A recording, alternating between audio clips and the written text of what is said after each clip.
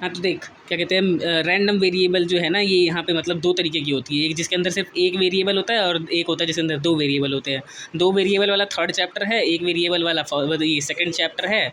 तो अब देख इसके अंदर भी रैंडम वेरिएबल दो टाइप के होते हैं, एक कंटिन्यूस रैंडम वेरिएबल जिसके अंदर तेरे को इंटीग्रेशन आनी चाहिए, और एक होता है डिस्क्रीट रैंडम वेरिएबल जिसके अंदर तेरे को थोड़ी सी सीरीज़ की नॉलेज चाहिए, ये तेरे को एक्सपेक्टेशन वगैरह में हेल्प कर देगी, ठीक है।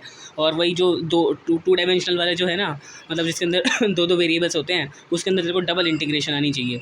अब तो सबसे पहले पुराने वाले रिकैप करते हैं, ठीक है।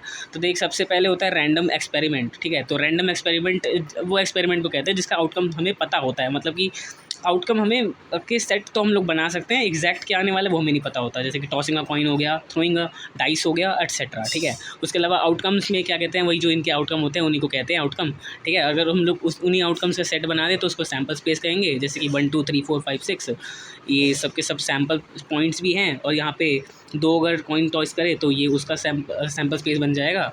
अब इन सभी को सैम्पल पॉइंट कहते हैं।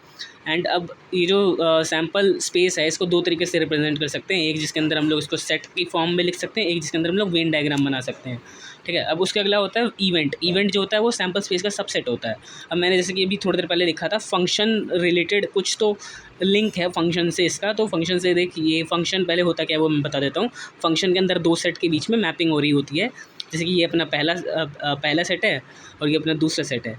यहाँ पे 1 1 से लिंक्ड है, 2 4 से लिंक्ड है, 3 9 से लिंक्ड है, एंड ये इस वजह से लिंक्ड है क्योंकि फंक्शन डिफाइंड ही वैसे है, ठीक है।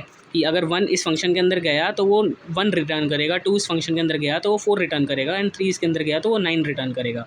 तो इसी तरीके से होता है फंक्शन।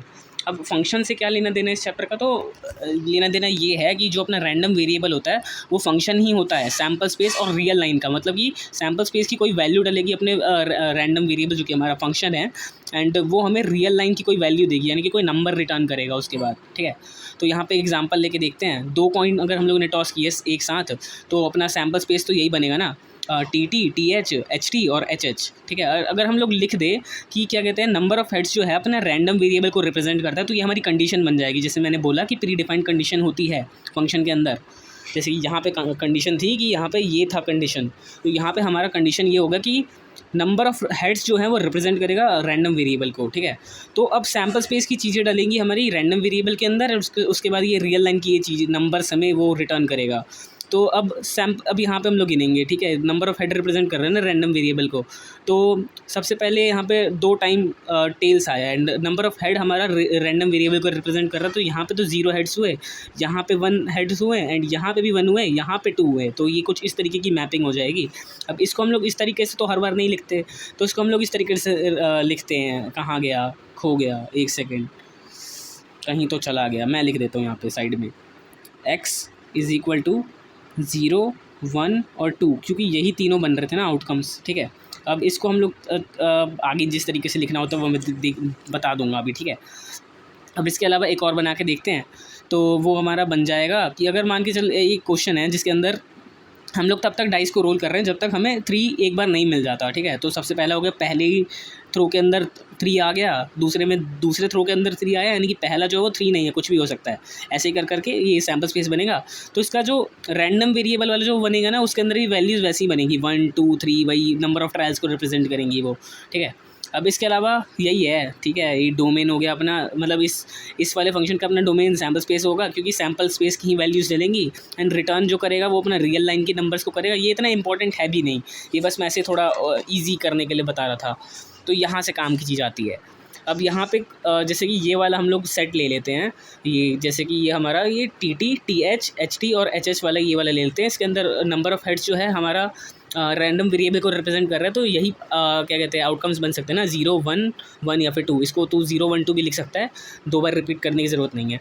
तो फिर हम लोग जब भी अगर कहते हैं कि x की वैल्यू 1 से छोटी, तो यहाँ पे हम लोग नंबर्स की बात नहीं कर रहे होते हैं, यहाँ पे हम लोग सैम्पल स्पेस की बात कर रहे होते हैं। इस तरीके से रैंडम वेरिएबल चैप्टर के अंदर इवेंट्स डिफाइन होती है। अगर लिखा है कि x की वैल्यू 1 से कम है, तो ये वाले सैम्पल पॉइंट या फिर आउटकम की बात कर रहे हैं जिसके अंदर वो हो रहा है, ठीक है। यानी कि x की वैल्यू अगर 1 से छोटी लिखा है तो यहाँ पे इस वाले के हिसाब से तो TT की बात हो रही है, एंड अगर इसको हम लोग इसके अलावा अगर हम लोग देखें कि 1 मतलब smaller than 1 and equal to 1 दोनों को इंक्लूड करें, तो ये हमारा ये वाला इवेंट बन रहा है एक तरीके से TT TH और HT वाला, क्योंकि इन तीनों में ही ये वाली चीज़ फिट बैठ रही है, ठीक है।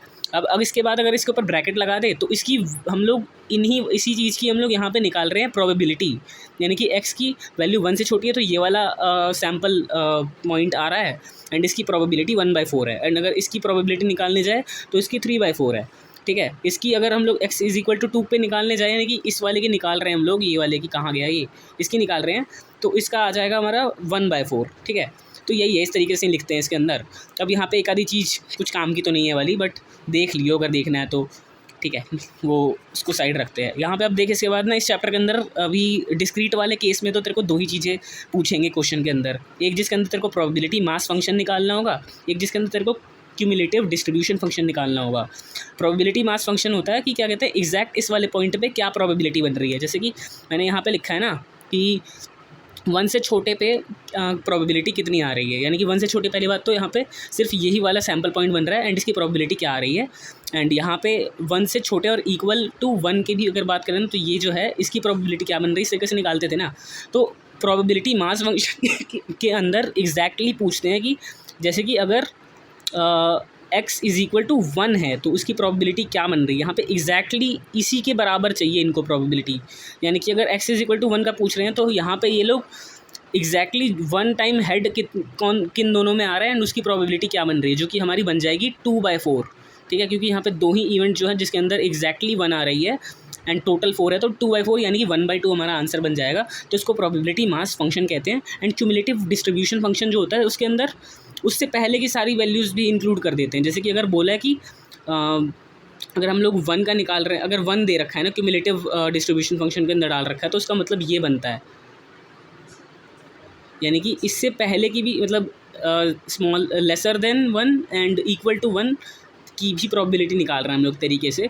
तो इसके अंदर वो जो पुराने वाला जो है ना 0 से लेके अब तक का जितना बिल्ड हो रहा था वो सब कुछ इंक्लूड हो जाता है एंड उसके बाद ये जो भी आना होता है वो आ जाता है। एंड ये जो है एकदम वैसी प्रोबेबिलिटी का जैसा ही है ना, तो इसका जो ग्राफ बनाते हैं ना तो उसकी वैल्यू 0 से 1 तक के बीच में होती है। वो जब तू एक्सेल वाले पे बनाने जाएगा ना तब भी तेरे को देखने को मिल जाएगा, ठीक है। ये कुछ इतना ज़्यादा मैंने फालतू का बोल दिया, कुछ काम का तो नहीं था, बट इसके आगे देखेगा तो 2 तरीके की तेरे को पता ही होते हैं, रैंडम वेरिएबल होते हैं, एक डिस्क्रीट एक कंटिन्यूअस। डिस्क्रीट जो होता है एक्जैक्टली स्पेसिफिक वैल्यूज़ लेता है, यानी कि 1 हो गया, 2 हो गया या फिर 3 हो गया। कंटिन्यूअस होता है एकदम रेंज के अंदर ले लेता है, जैसे कि 1 से लेके 5 तक के बीच में प्रोबेबिलिटी कितनी बन रही है वो बताओ। यहाँ पे वो एकदम पॉइंट टू पॉइंट वाली चीज़ें भी पूछ लेता है, इस वजह से ये इसको निकालने का तरीका अलग होता है। अब डिस्क्रीट की भी कुछ टाइप्स होती हैं, एक बर्नौली होता है, एक बाइनोमियल होता है, एक ज्योमेट्रिक होता है, एक पॉइजन होता है, ठीक है। तो बर्नौली वाला जो होता है बहुत ईजी है, ये तूने बहुत पहले से करता आ रहा है, यही वाला है कि वो वाला एक्सपेरिमेंट जिसके अंदर एग्जैक्टली या तो सक्सेस आ जाए या तो फेलियर आ जाए। यानी कि क्या कहते हैं, अगर हम लोगों ने कॉइन थ्रो किया एंड हमारा अगर रैंडम वेरिएबल अगर नंबर ऑफ हेड्स का है तो या तो हेड आया या तो नहीं आया, यानी कि प्रोबेबिलिटी या तो 0 होगी या तो 1 होगी उस चीज़ की, ठीक है। यानी कि सक्सेस को हम लोग P अगर कहेंगे तो फेलियर को 1 - P कहेंगे, ठीक है। तो वही इस तरीके ये बर्नौली होता है। इसके क्वेश्चन भी कुछ खास आते नहीं हैं, मेन इन तीनों के आते हैं अगर डिस्क्रीट में से आने होते हैं। तो बाइनोमियल जो होता है उसके अंदर ना ऐसे होता है कि हम लोग n नंबर ऑफ़ ट्रायल्स करते हैं, जैसे कि हम लोगों ने कॉइन को जैसे कि 5 टाइम्स थ्रो कर दिया है एंड उसके बाद हम लोग पूछ रहे हैं कि इस इन 5 टाइम थ्रो करने पे एग्जैक्टली 3 बार हेड्स मतलब कितनी मतलब की प्रोबेबिलिटी क्या बन रही है, मतलब 5 बार कॉइन टॉस किया उसमें 3 हेड्स आने की प्रोबेबिलिटी क्या है। तो ये उस तरीके के क्वेश्चन होते हैं। इसकी मतलब इसका फॉर्मूला जो होता है ना थोड़ा सिंपल ही है। यहाँ पे मतलब मान के चल ले कि 3 बार मैंने वो एग्जांपल दिया ना कि 5 बार कॉइन टॉस किया है एंड हमें चाहिए कि एग्जैक्टली 3 बार क्या कहते हैं हेड्स आना चाहिए। तो यहाँ पे 5 जो है हमारा n हो जाएगा, i जो है हमारा 3 हो जाएगा। तो उसके बाद ये फार्मूला हम लोग ये फार्मूला डिराइव इस वजह से हुआ है ना कि देख ये जो 3 बार जो ये हेड्स आना है ये हम लोग 5 में से 3 बार हेड्स आने को हम लोग इस तरीके से मतलब इतनी कॉम्बिनेशंस बन सकती है, तो इसको हम लोग इस तरीके से इसलिए लिखते हैं। एंड 3 बार आने की भी प्रोबेबिलिटी जो है उसको भी तो मल्टीप्लाई करेंगे इससे, ठीक है। यहाँ पे चल ये जो भी है इसकी ये 3 आना है ना, तो 3 बार हेड्स चाहिए ना, तो वो मल्टीप्लाई ही होगा वो, ठीक है। एंड इसके अलावा जो है नहीं आने का भी हम लोग मल्टीप्लाई कर देंगे। एंड यहाँ पे 5 में से 2 टाइम्स नहीं आएगा, यानी कि एक तरीके से देखना कि 3 बार हेड्स आ गया ठीक है। और 2 बार मतलब ये क्या गलत लिख दिया मैंने, यहाँ पे 3 लिखना था, यहाँ पे 3 बार नहीं आया, तो यहाँ पे 2 बार मतलब टेल्स ही आया ना, तो इसकी प्रोबेबिलिटी और ये जो भी है ना, ये सब मल्टीप्लाई होकर तेरा आंसर आ जाएगा इसका बाइनोमियल का। ज्योमेट्रिक जो होता है उसके अंदर ना हम लोग तब तक टॉस करते रहते हैं जब तक एग्जैक्टली पहली बार सक्सेस ना आ जाए। तो जैसे कि मैंने बताया ना कि अगर मान के चल ले कि हम लोगों ने पहली बार ही थ्रो किया एंड पहली बार में ही आ गया, तो प्रोबेबिलिटी उसकी क्या बन जाएगी, जो भी होनी होती है वो प्रोबेबिलिटी बन जाएगी, ठीक है। एंड इसके अलावा क्या कहते हैं, अगर मान के चल ले कि हम लोगों ने 2 बार टॉस, जैसे मैंने वो वाला नहीं बनाया था वो जिसके अंदर एक पहली बार में 3 आ गया, एक में पहली बार में 3 नहीं आया, यानी कि कुछ और आया, एंड उसके अगले में मैंने लिखा था कि 2 बार नहीं आया एंड थर्ड टाइम में आ गया, ठीक है। तो इसको भी अगर हम लोग ऐसे लिखने जाए ना, तो ये ऐसे ही बनता है। देख इसको देख ध्यान से, ये जो है नहीं आ रहा, तो इसको हम लोग इसको 1 - p लिख सकते हैं ना, एंड यहाँ पे ये आ गया तो इसको हम लोग p लिख सकते हैं ना। यहाँ पे सिर्फ 2 टाइम ही थ्रो हुआ था ना, तो यहाँ पे देख पावर दोनों की 1 है, ये एक बार आया तो यहाँ पे पावर 1 है, ये एक बार आया तो इसकी भी पावर 1 है, यहाँ पे ये 2 बार आया, यानी कि 2 बार कॉइन 3 नहीं आया है, तो हम लोग इसको लिखेंगे 1 - p की पावर 2 डॉट में p, यानी कि एक तो आने की प्रोबेबिलिटी हो गई एंड 2 बार नहीं आने की प्रोबेबिलिटी होगी। तो ये जो यहाँ पे जो ये फॉर्मूला है ये इसका इसी तरीके से बना है, यानी कि अगर 5 बार थ्रो करने पे हमारा आ जा रहा है तो 4 बार तो हमारा वो नहीं आया ना, तो ये उसकी प्रोबेबिलिटी मल्टीप्लाइड बाय अगर आ गया तो उसकी प्रोबेबिलिटी। पॉइजन वाला टाइम थोड़ा मतलब पॉइजन वाला जो टाइप है वो थोड़ा सा समझना मुश्किल है तेरे लिए, वो मतलब ऐसा है कि ना उसका फॉर्मूला ही देख ले, वो उतना ही काफ़ी है, बस इतना ही है, बाकी का बाद में देखेंगे।